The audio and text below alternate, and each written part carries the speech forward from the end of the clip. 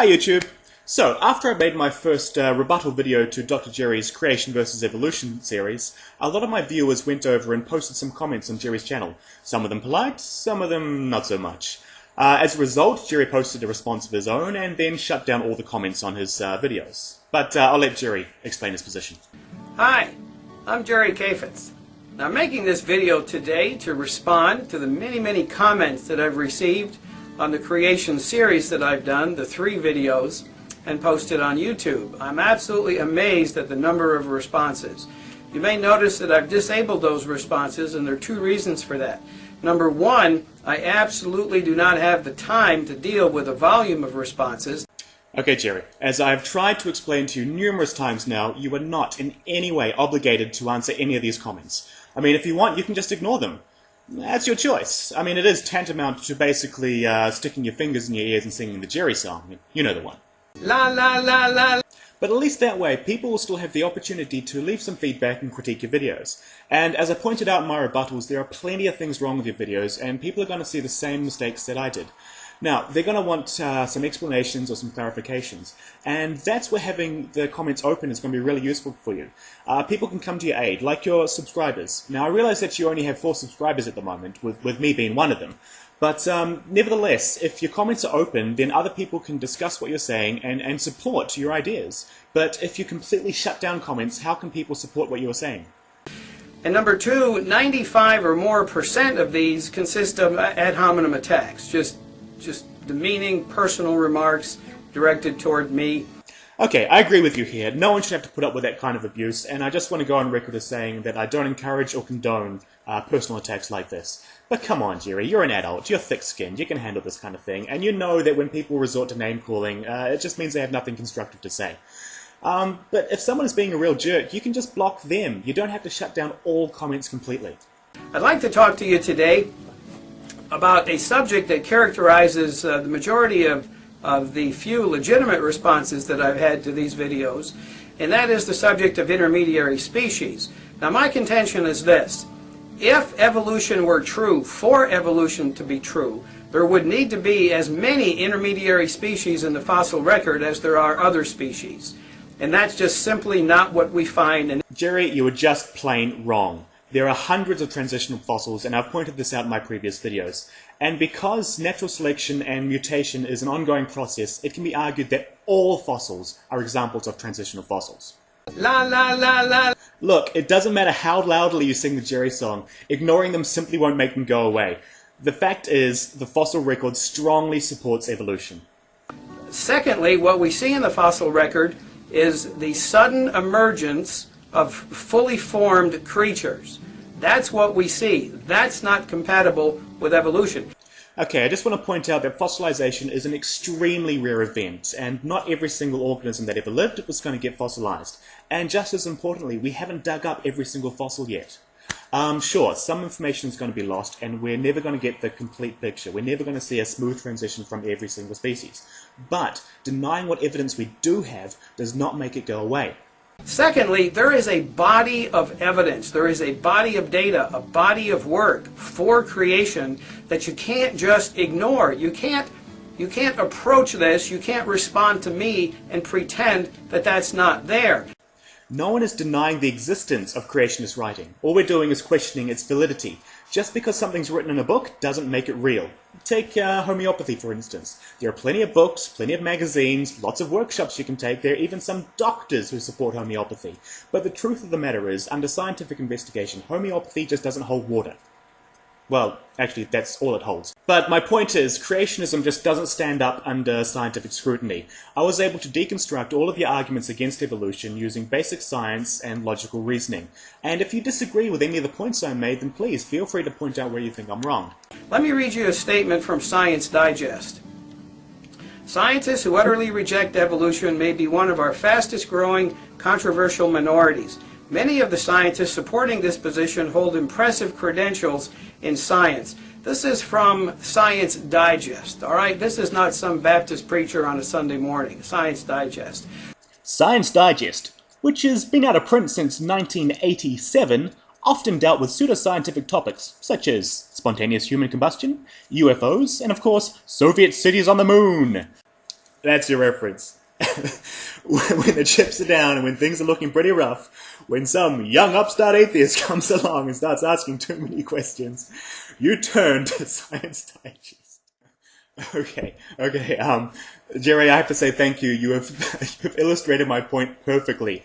Not every single source of information is equally valid, and I'm pretty sure that a science fiction magazine that's been out of print for the last 20 years... anyway, moving on. I have a list here which is 5 pages long. This is 5 pages of credentialed scientists with master's degrees, PhDs. A.E. Wilder Smith has 3 earned PhDs, a creationist, others, and I'm not going to start reading because I wouldn't be able to stop. Okay, Jerry, well, you at least gave us one name. Let's see what we can find out.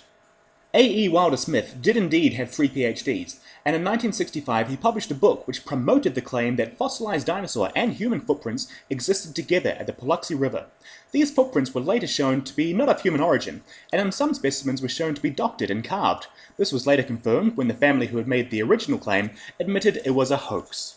Also, according to the National Center for Science Education, Wilder Smith's 1981 work, The Natural Sciences Know Nothing of Evolution, contains a variety of falsehoods and errors. Kenneth Christensen, professor of biology at Grinnell College, reviewed the book stating, "The most fundamental flaw of the book is the apparent confusion or ignorance, and it's hard to tell, concerning the present understanding of the evolutionary process."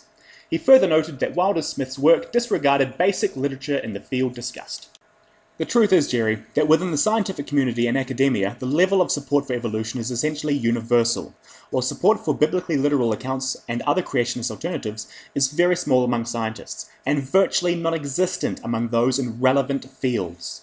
I have about 40 creation books by reputable scientists in my library. One of my favorites is by Michael Behe from Lehigh University, professor of microbiology there, who talked about the concept of irreducible complexity. Alrighty then, let's check out Michael Behe. In 2005, Michael Behe testified in a court case supporting intelligent design as a legitimate science. Under cross-examination, however, Behe conceded that there are no peer-reviewed articles by anyone advocating for intelligent design supported by pertinent experiments or calculations which provide detailed, rigorous accounts of how intelligent design of any biological system occurred. The court later ruled that intelligent design was religious in nature. Behe's claims about the irreducible complexity of essential cellular structures has been rejected by the scientific community, and his own biology department at Lehigh University published an official statement opposing Behe's views and intelligent design.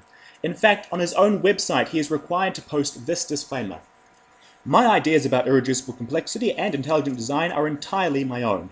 They certainly are not in any sense endorsed by either Lehigh University in general or the Department of Biological Sciences in particular. In fact, most of my colleagues in the department strongly disagree with them." So again, not exactly a lot of support for these creationists. If you go, for instance, to a source that happens to be on this issue very fair, and that is Wikipedia, what you'll find is all the institutions that support evolution, and then below it you'll find an equally impressive list of scientific institutions that support creation. That's fair. Well, firstly, I'm glad that you endorse Wikipedia, because that's where I'm getting the majority of my information to refute your claims. And secondly, are you actually trying to argue that because Wikipedia has arbitrarily listed an equal number of institutes, that both viewpoints are equally valid? And if we take a closer look at the creationist listings, we find such luminaries as Answers in Genesis, which claims that the Bible is the history of the universe and provides a reliable eyewitness account of the beginning of all things. We also find Answers in Creation, which actually spends most of its time debunking young Earth creationism. And of course, Kent Hovind, that disgraced creationist with a phony doctorate who is currently serving a 10-year prison sentence for tax offences. That's a stellar list you've got there. All right? That's not writing somebody and saying your stupidity makes my insides hurt. Well, I'm sorry, you know. I mean, I come from a family where IQs are in the 150 range. That's not going to affect me. Well, obviously it has affected you because you stated it as one of your reasons why you shut down comments. I've been around. I'm not an ignorant, backwoods, fundamentalist preacher. I've traveled the world, okay? I speak fluent Parisian French. Bonjour, mesdames, mesdemoiselles, messieurs. Merci pour regarder ce vidéo. Ja, und ich spreche Deutsch. Was hat das für einen Einfluss? All right? So your argument is not with me. Well, you're the one making these videos, so yeah, it is. Well, you know, intelligent people can look at my videos and they can decide, is this guy ranting or is he presenting something? Something that's not been answered by any of my critics to these videos. You haven't talked about the lycopod tree, bisecting the layers of geological strata. Yeah, I did. And in short, it doesn't.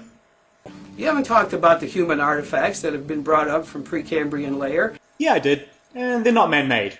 But to be honest here, you did make this video before I had a chance to make my rebuttals. So now that I have made them, I hope you take the time to watch them, think about them, and then respond if you feel the need to. But look, Jerry, you may have a doctorate in religious philosophy, but that does not make you an expert in evolution. I suggest you stick to religion and leave the science to the scientists, otherwise you're just going to look like a fool. La la la la. And anyway, thanks for watching, and as always, keep learning.